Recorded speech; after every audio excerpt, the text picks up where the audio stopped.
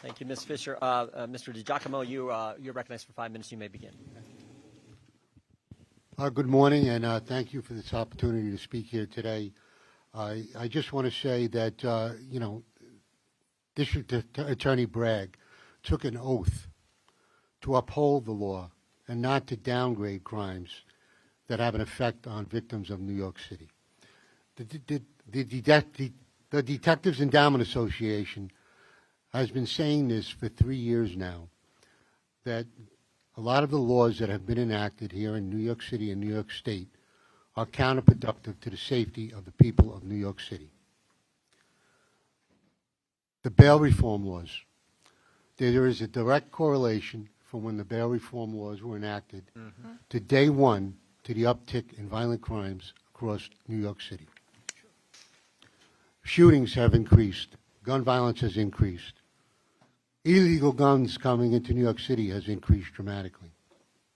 But we talk about the 7 majors, the felony crimes that are affecting people in New York City. But as important as those felony crimes that are violating the people across this city are many low-level crimes that are not even being addressed that affect the victims for many, many years to come. Sexually related crimes on the subways and throughout the city streets are increasing. Assaults on police officers are increasing. I ask everyone in this room to think about your daughter, your wife, your grandmother, your sister, your aunt, riding on a subway train, trying to get to work, and being violated or groped. Just for that poor woman to try and prosecute this crime through the Manhattan DA's office, and that crime is reduced to a disorderly conduct, which is no more than a traffic ticket. And that is going on every day in the borough of Manhattan, every single day. And it's sad, because many of the people in the borough of Manhattan, the ones that vote for D.A. Bragg, they live here, but many people come to Manhattan every day to work. Hundreds and thousands of people come into this city, into Manhattan to work, and don't have the opportunity to vote for the district attorney.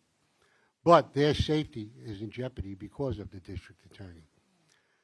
Now, you had Police Officer Mora and Police Officer Rivera were executed. 2 young men were executed in the borough of Manhattan.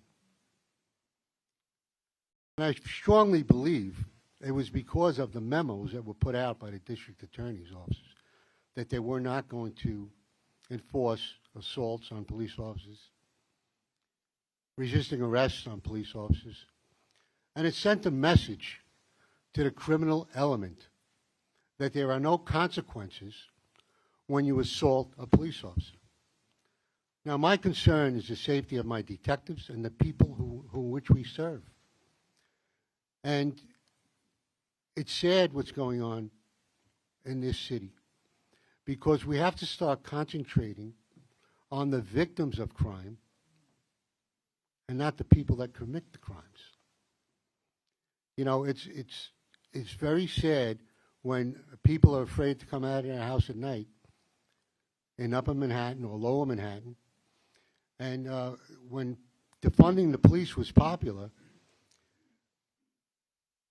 the New York City Police Department had a homeless outreach unit that was very effective. It took these homeless people off the street, got them food, shelter, got them the medication or the help that they needed. And because of the defunding of the police, that unit was disbanded. And now, when you walk through every neighborhood in Manhattan, there are homeless everywhere because they tied the hands of the police. Laws have been enacted to tie the hands of the police. Our city council in New York City enacted a law called the Diaphragm Compression Bill, in which you have a non-compliant individual fighting you, and you can't put any pressure or touch the person from the bottom of the neck to the top of the waist, back and front, Now, I challenge anyone in this room to try and do that. It's impossible. But that law is enacted, and it's on the books. We also should have, back in the early 90s, late 80s, there was a narcotics problem. They appointed a special narcotics prosecutor. Because guns are so out of control now, we need to enact and appoint a special firearms prosecutor so everyone is on the same page in prosecuting gun-related crimes. I thank you. Thank you, Mr. Digiacomo.